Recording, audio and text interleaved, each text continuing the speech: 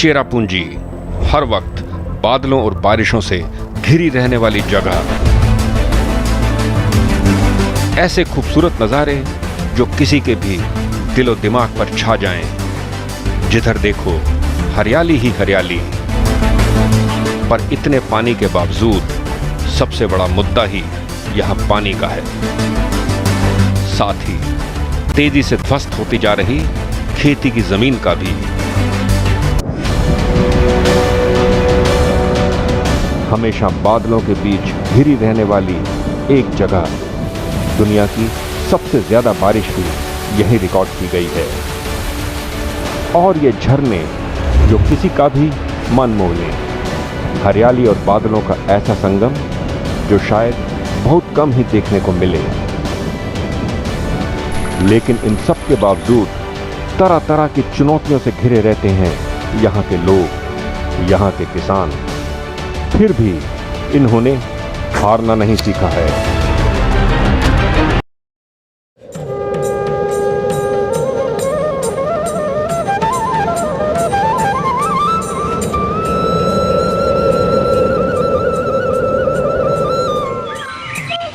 चेरापूंजी, इस नाम से ही जहन में कई चीजें एक साथ कौंध जाती हैं।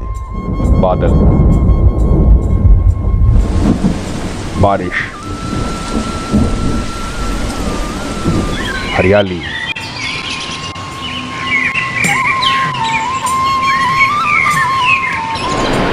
और चारों तरफ कल कल करते ये झरने।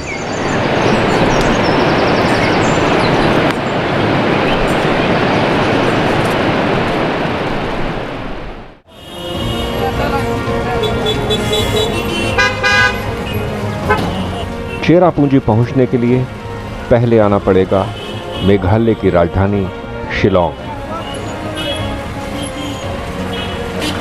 सुंदर पहाड़ी शहर है शिलांग। देश भर से पर्यटक यहां आते हैं।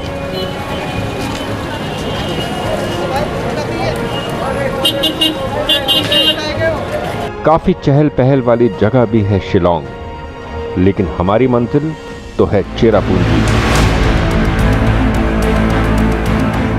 हरी भरी पहाड़ियों के बीच से गुजरते हुए आप पहुंचते हैं चेरापूंजी, जो शिलांग से करीब 54 किलोमीटर दूर है।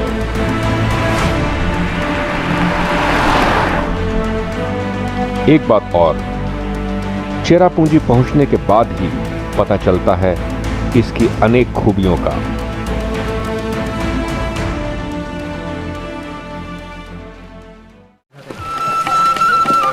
कुछ साल पहले तक ही तो चेरापूंजी को अपनी एक खासियत के लिए जाना जाता था। वो ये कि यहां दुनिया की सबसे ज्यादा बारिश होती थी।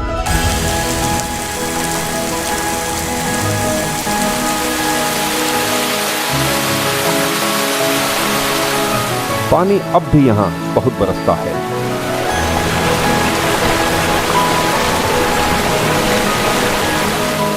साल का शायद ही कोई ऐसा दिन हो जब फुहारें चेरापूंजी को ना चूमें। जी हां, नायाब जगह है ये पूर्वोत्तर के मेघालय में।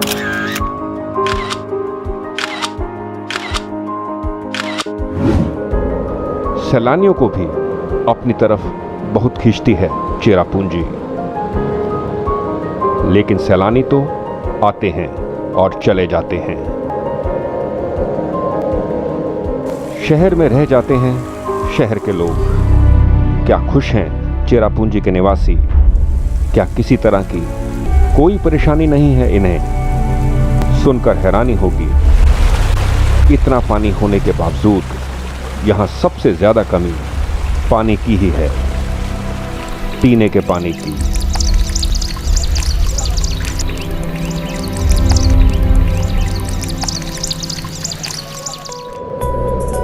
भारत का स्कॉटलैंड भी कहा जाता है चेरापूंजी को। हरी भरी पहाड़ियां, साफ सुथरी सड़कें और चारों तरफ दिलकश नजारे।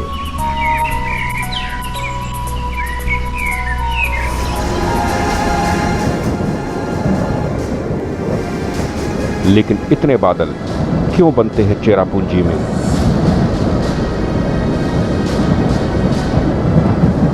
क्यों होती रहती है यहाँ साल भर ही बारिश?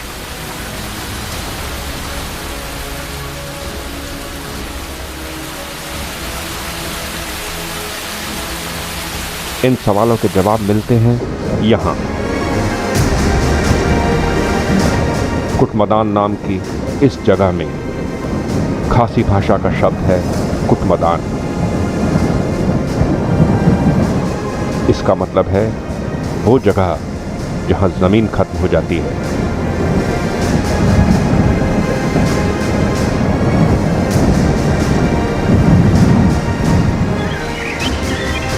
इन हरी भरी पहाड़ियों से ये बादल यूं ही तकरीबन पूरे साल ही उठते रहते हैं, पर ये बन कहां रहे हैं?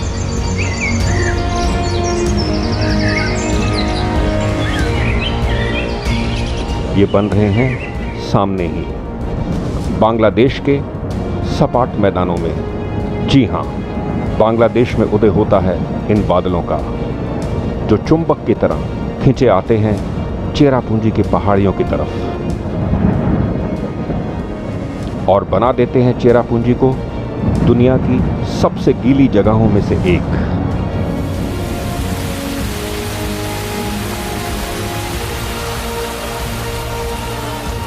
भारत बांग्लादेश सीमा की ये विशेष भौगोलिक परिस्थितियां ही जननी हैं चेरापूंजी की कभी ना खत्म होने वाली बारिश की।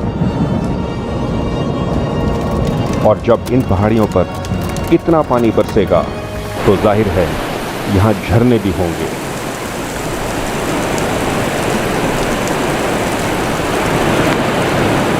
अगर चेरापूंजी को झरनों का प्रदेश भी कहा जाए तो गलत नहीं होगा।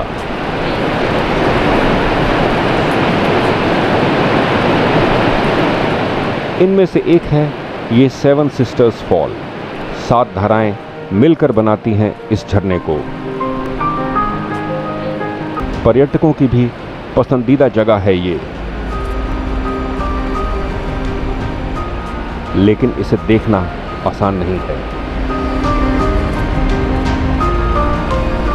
दूसरे बड़े झरनों की तरह 7 सिस्टर्स फॉल भी ज्यादा वक्त बादलों के घूंघट में बिताता है। कभी कभार ही ये पूरी तरह प्रकट होता है, पर फिर जल्दी ही छिप जाता है घने बादलों के पीछे।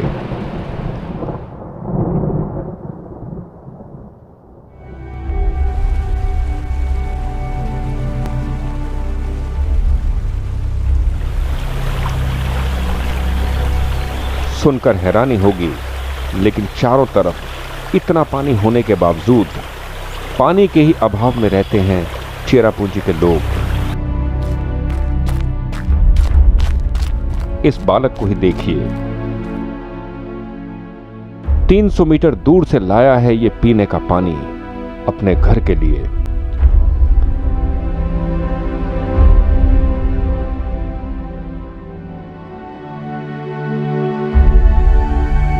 चेरापूंजी में ऐसे हालात क्यों पैदा हुए? बड़ी वजह एक ही है, वो है यहां किसी सुचारू जल संरक्षण का ना होना।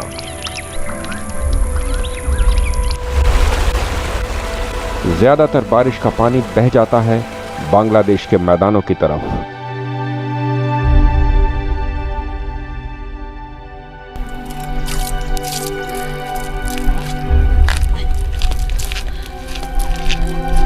और चेरापूंजी के लोग रह जाते हैं खाली हाथ।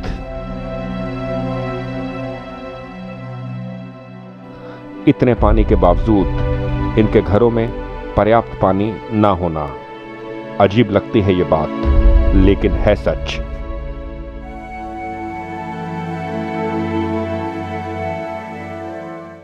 चेरापूंजी आप मालूम ना, बहुत ज़्यादा बारिश, लेकिन सब पानी में जो आएगा सब पानी में बांग्लादेश में जाएगा। हाँ। तो जब वो जगह जो स्टॉक भी जो नेचर में स्टॉक करता भी बहुत डीप में, बहुत दूर में, ठंडा का टाइम में जब बारिश ख़त्म उस टाइम में पानी यहाँ बहुत दिक्कत में, कोई स्टॉक नहीं है।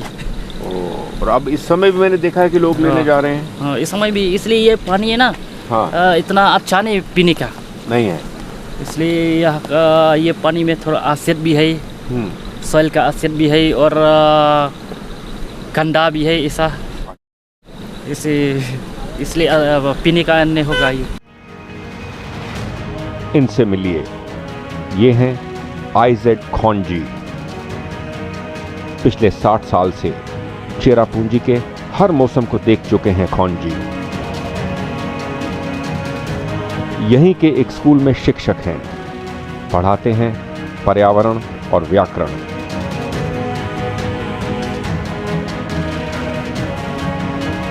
और साथ ही ये चेरापूंजी के नामी तीरंदाज भी हैं।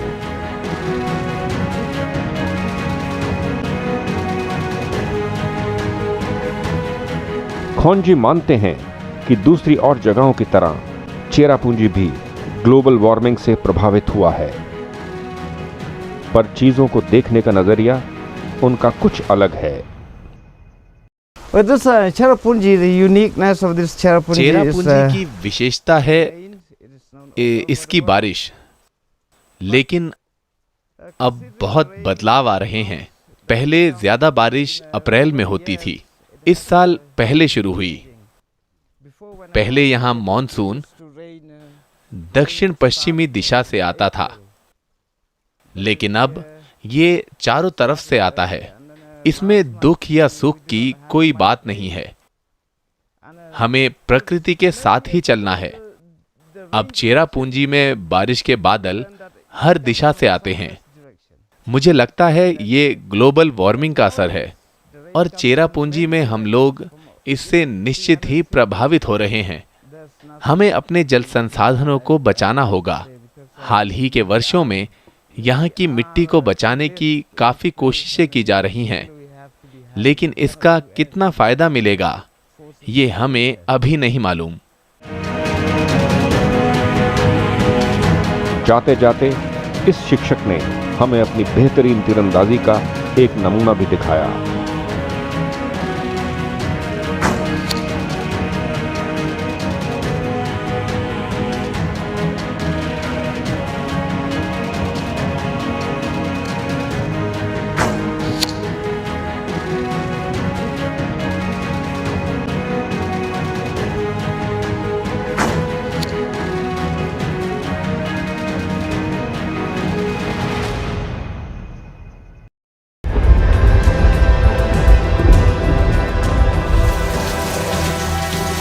चेरापूंजी की लगभग पूरे साल ही जारी रहने वाली बरसात इसने यहां के किसानों को बुरी तरह प्रभावित किया है। बारिश ने सबसे पहला असर डाला यहां की उपजाऊ जमीन पर। इस झमाझम बरसात की वजह से ज्यादातर खेतों की ऊपरी सतह यानी टॉप सॉइल पूरी तरह खत्म हो चुकी है। जाहिर है ऐसे में इस जमीन पर खेती करना बहुत मुश्किल है। अगर किसी जमीन के टुकड़े में खेती होती भी है तो वहां फसलों का उत्पादन बहुत कम होता है। ठीक है, ये तो प्रकृति की मार है, इसे झेलना ही पड़ेगा। पर आइजेड खान जी मानते हैं कि अगर यहां के लोग और जागरूक हो जाएं तो इस स्थिति से भी निपटा जा सकता है। awareness of the people also is very लोगों की जागरूकता इन मामलों में बहुत ही कम है। उनको जल स्रोतों की ज्यादा जानकारी नहीं है। वो नहीं समझते कि यहाँ पेड़ लगाना कितना जरूरी है। और चेरापूंजी का पानी ये तो काफी प्रदूषित है, इसको बिल्कुल भी पीने का मन नहीं करता।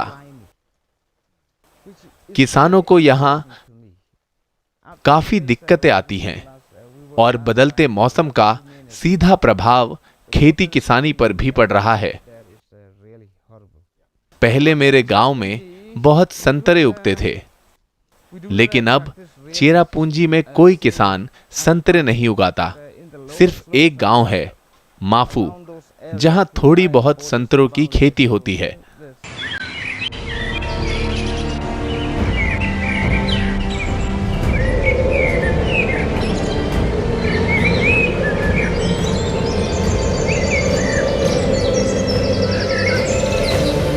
चेरापूंजी के नज़ारों को देखने आए सैलानी अक्सर नहीं समझ पाते यहाँ के लोगों की दिक्कतें। वो तो मानो बंद से जाते हैं यहाँ के दृश्यों से।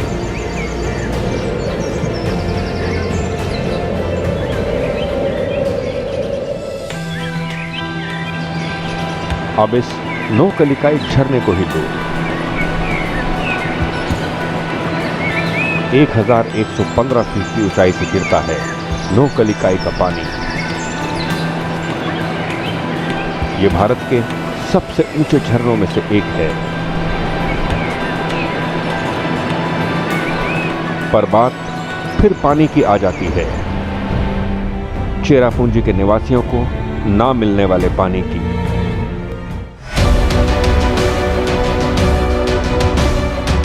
इतनी परेशानियां होते हुए भी परेशानियों से घबराते नहीं यहाँ के लोग, बल्कि सहजता से इन्हें स्वीकार करते हैं। यहीं रहने वाले बन मजाव बताते हैं, हम लोग इस जिंदगी के आदी हैं। बाहर से आने वालों को मुश्किलें होती हैं, पर हमें नहीं। बारिश चाहे ज्यादा हो या कम, हमारी दैनिक गतिविधियां जारी रहती हैं। आप यहां इतनी बारिश देख सकते हैं, लेकिन अगर 2 दिन पानी ना बरसे तो लगता है हफ्तों से सूखा पड़ा हुआ है।